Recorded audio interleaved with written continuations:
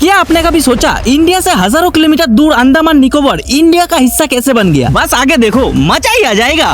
तो देखो, इंडिया में जब ब्रिटिश रूल चलती थी उस समय अंडमान को ये गोरे लोग सजा देने के तौर पर यूज करते थे। मतलब इंडिया का जो फ्रीडम फाइटर थे उनमें से एक एक को पकड़ के अंडमान भेजते थे और सजा के तौर पर बहुत टॉर्चर करते थे। लेकिन जब वर्ल्ड वॉर 2 स्टार्ट हुआ उस समय जापान बहुत ताकतवर हो गई थी। इसने म्यांमार और इंडोनेशिया को लगभग कब्जा कर लिया था और रशिया एंड चाइना को हराने में भी कामयाब हो गए थे। तो ब्रिटिश ने जापान की ऐसी ताकत देख के बिना लड़े अंडमान को छोड़ के निकल लिए और 1942 में अंडमान पर जापान ने पूरा कब्जा कर लिया था। लेकिन यहीं पे एंट्री होती है अमेरिका की। सन 1945 में अमेरिका हिरोशिमा नागासाकी पर बम गिरा दिया और जापान को धमकी दी कि अगर तुम नहीं रुके तो और न्यूक्लियर गिराया जाएगा। इसके बाद जापान ने सरेंडर कर दिया और अंडमान निकोबार को फिर से ब्रिटिश ने अपने कंट्रोल में ले लिया। फिर 2 साल बाद 1947 में इंडिया आजाद हुआ और इसी के साथ अंडमान निकोबार भी इंडिपेंडेंट इंडिया का हिस्सा बन गए। लेकिन तुम मुझे ये बताओ, अंडमान पर सबसे पहले इंडिया का तिरंगा कौन लहराया था? लेकिन ये आइसलैंड इंडिया से इतना दूर है, फिर भी इतने इंपॉर्टेंट क्यों है? अगर जानना चाहते हो तो सब्सक्राइब।